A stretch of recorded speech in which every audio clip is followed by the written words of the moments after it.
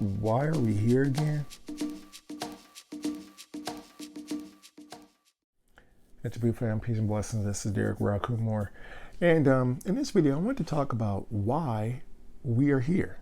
Okay. Just to let you know, going ahead, I was doing some altar work, and Spirit just went ahead and just dropped this off on me. And Ancestors went ahead and they dropped this off on me, and I was like, okay, yeah, I got to share this. All right. So I want to go ahead, like I said, I want to talk about why we're here. Those of us who are involved in the whole Kemetic tradition, those of us who are making these connections, why are we here? Okay. First of all, let me go ahead and kind of give, some background. If you ever realize, if you ever look and, you read any book about African American spirituality, African American history, if you read any book about American history, okay, or even in some extent, even world history, if you read any of these books or look at any of the documentaries that I've made about that, you'll always notice there's always this same trend. They go ahead and they always talk about the fact that, or they always start with Africans, our African ancestors being enslaved in this country. Okay. They never talk about the fact that our ancestors, our African ancestors, where they came from. They never talk about those kingdoms. They never talk about the fact that those African kingdoms that were involved in the slave trade and those Africans that were taken during the slave trade from Africa, they never talk about the fact that where these African kingdoms, where they descended from, the kingdoms they descended from, okay? And the whole reason why they do this is basically to hide the fact that we all have this Kemetic ancestry, that we all have a Kemetic, we all have a cultural tie, we have an ancestral tie, we even have a biological tie, okay, to the Kemetic people, all right? Now, this is part of the reason why, in earlier, last year, I was making videos and I would talk about, we made a few videos about the whole thing regarding, Kemetic ethnicity and all that kind of stuff. This is the reason why I put those out there and I put the references out there, okay? But I won't spend any time dealing with it because it's a known fact. These people know this. They know this, okay? And I encourage you not to even worry about it. Don't even focus on it. They want to engage you in a argument for no reason, okay? As a distraction, I should say. But they know this, and they're aware of this. And if they're not, like I said, have them go look at those videos, and they can look at the references that I've listed, and you'll find out most of them won't. And most of these references that I've listed, they're not written by Afrocentric scholars, okay? So we're finished with that. Let them go ahead and they can have that little debate and all that kind of stuff with other people about that. But like I said, that's a distraction, all right? The reason why they keep doing this and they keep putting that out there is because, like I said, they want to hide the fact that we have this Kemetic we have this bond, we have this connection to the Kemetic people, to the Kemetic society, the Kemetic spiritual traditions, Kemetic spiritual way, okay? Now, they know this, and they're aware of this. And what has happened is that we're not aware of this, okay? And we're kind of in limbo because we set certain things in place that have been totally dismantled for the most part, and that's what we're going through. So again, like I said, I'm gonna go ahead and I'm gonna share why we're here, okay? When slavery went ahead and it takes place, they go ahead and they take the Africans, they spread the Africans all over the quote unquote New World. For the most part, all the Africans that were taken still maintain a large percent of their culture, okay? This is the reason why you can go to Colombia, you can go to Cuba, you can go to Puerto Rico, you can go, to Brazil, Haiti, you can go to Jamaica, to Trinidad, Trinidad. You can go to all these places, and you'll still find pockets, large pockets, where there's a large percentage of the people who are still maintaining the culture, who are still doing things.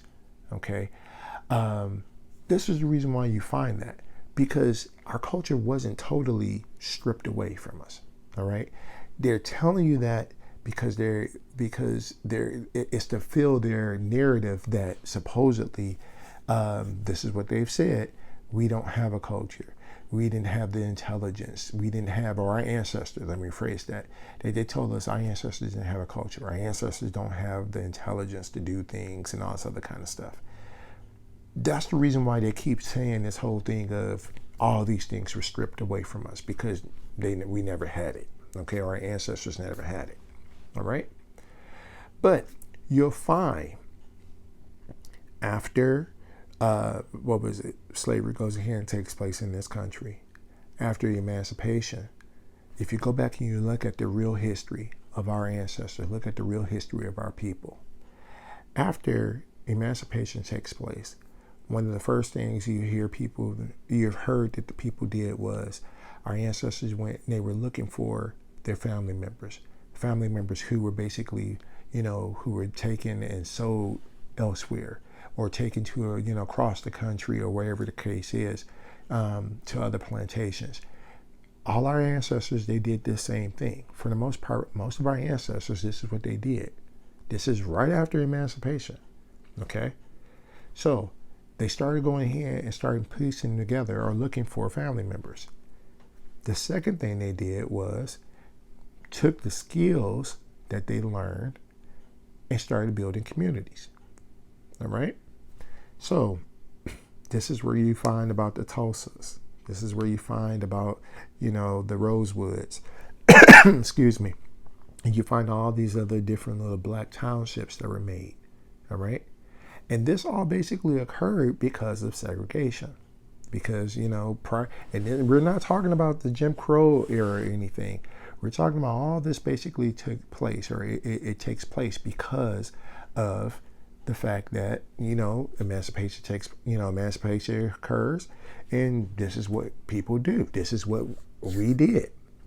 This is what our ancestors were about. Okay?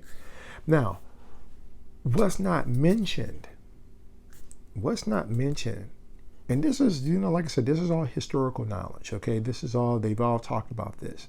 But what's not mentioned and what's not really emphasized as much is the fact that during, like I said, right, after emancipation, okay, and between that period, that time period, and what, we're talking 1955, 1965 or so, you have your historical black colleges that exist. You have, like I said, segregation basically has basically made this happen. So you have historical black colleges. You have these historical colleges who are going ahead, and they weren't called historical back then, but they were black colleges that were actually going ahead and producing professionals.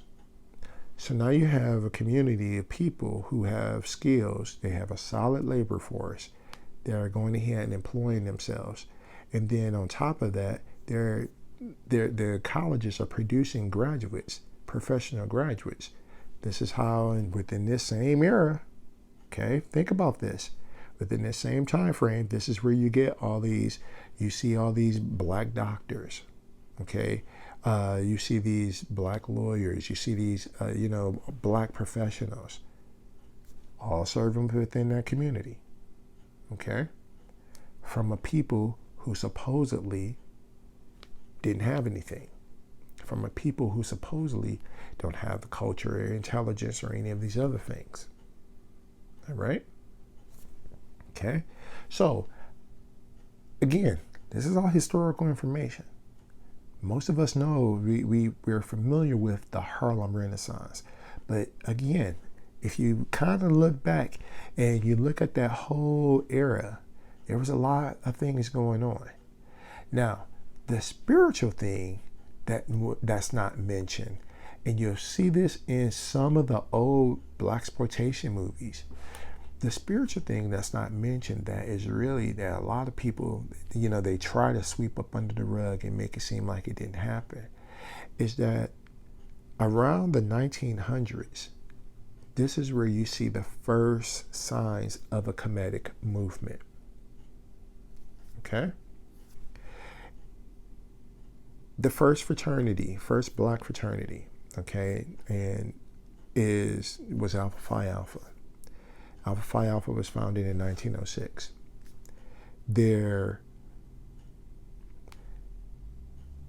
Alpha Phi Alpha was actually inspired by Kemetic principles and Kemetic ideas. And that's in 1906.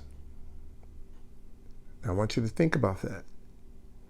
In 1906, emancipation, remember, takes place, remember when emancipation takes place, and then here you have in 1906, you got 7 black men, young black men, collegiate black men, all right, undergraduates, all right, who are talking about Kemetic ideas. They build a fraternity or create a fraternity, found a fraternity based upon Kemetic ideas, all right?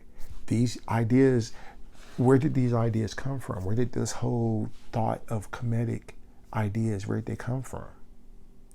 All right? Think about that.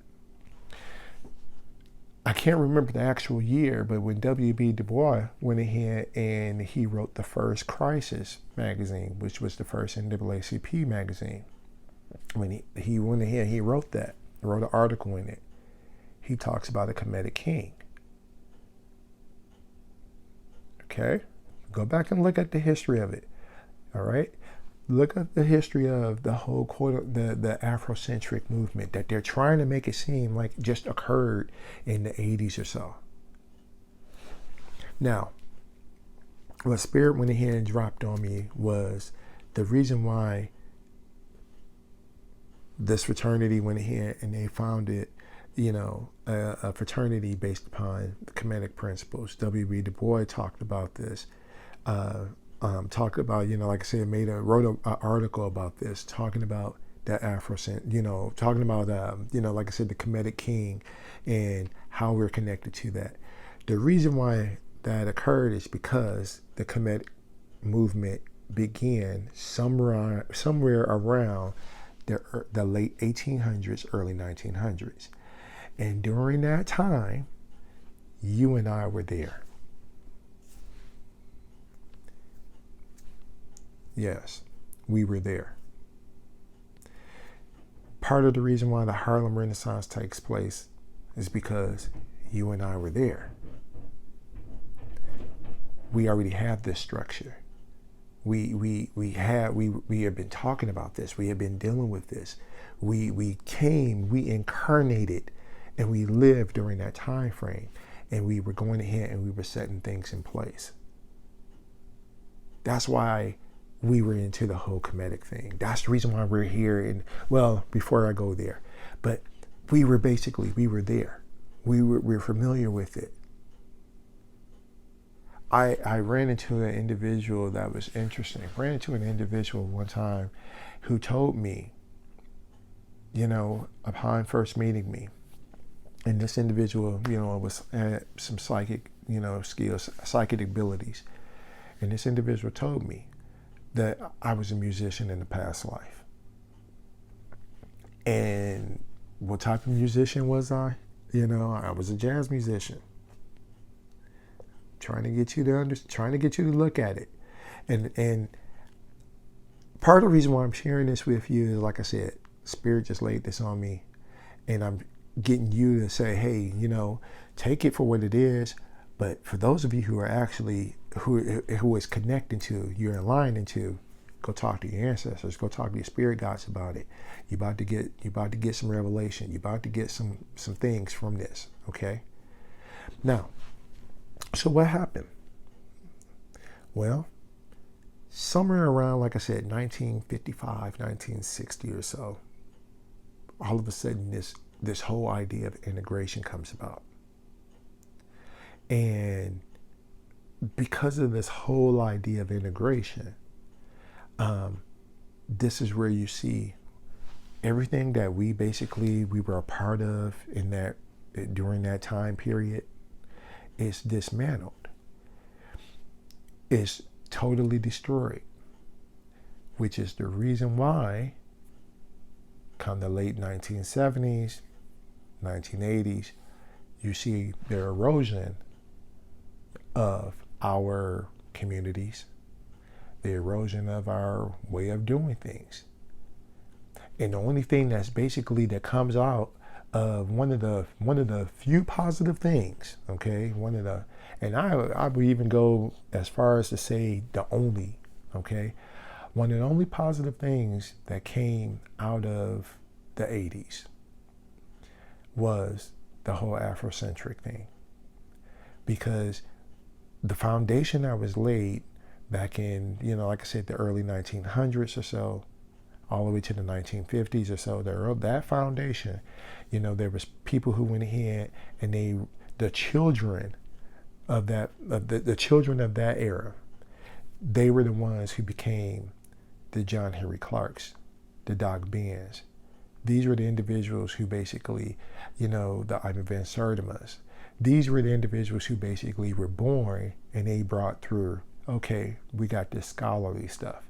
Because prior to that, in the early 1900s or so, the movement was there, okay? We were, like I said, we were part of it. We went ahead, we made our transition, and here we came back during the 70s or 80s, because we were thinking if we laid down this foundation and when we come back, we can go ahead and we can really get things popping. But it was disrupted by people who didn't understand what we were doing. It was people who were disrupted, or our plan of doing things was disrupted around 1950, 1960 or so. Like I said, around that time when the whole civil rights, the whole integration thing takes place. That's where everything fell apart. That's the reason why we're all having this conversation. Did civil rights help us or did it not? This is why we're having this all conversation, okay? But I'm trying to get you to understand the spirituality at that time. It was cultural based, and we had our culture. If you go back and look at the Black church during that time, look at the Black church prior to the civil rights movement, you'll find out, yeah, they talked about Jesus and all that. But if you go back and you look during that time, you'll find they talked about El Cristo Negro, Black Jesus, during that time frame. Then all of a sudden, now you see, like I said, after integration, all of a sudden we start seeing all these images of a white Jesus. Okay. So I'm trying to get y'all to understand, trying to get you to see our families, our community, everything was together during that time period. That's where our culture is. That's where our culture basically got locked. Okay. And that's where a lot of our ancestors and spirit guides, that's where they are. And this is the reason why you keep hearing all this stuff about, everybody's into ancestors and everybody's into spirit guides and all this stuff. Everybody's into Kemeticism or, into the Kemetic thing. You keep hearing all this stuff because they're putting this out here to distract us and keep us from going back to that time period, because they know during that time period, okay, things were popping. They were popping. All right? And they don't want it to be like that. All right? So, the reason why you incarnated back into this lifetime is because you were part of that early 1900, that first era. You were part of the You know, I don't want to say Reconstruction. I want to say pre-Harlem Renaissance era. We were part of that, okay? And things were put in place. Now, how did we know about the whole Kemetic thing and all that? Not sure. Some people say it was because of the Prince Hall Masons. I don't know, okay? I haven't really, I haven't talked to my guides about that. What I do know is that it happened, okay? We was into it, all right? That's where the whole Kemetic connection comes from, all right? But the thing I'm trying to get you to understand or get you to see is this. The reason why you're here is because you put the foundation there, or you set the foundation back during that time frame. Ended up being dismantled during the whole integration thing. And now here we are again, trying to go ahead and put that foundation back, okay? Now,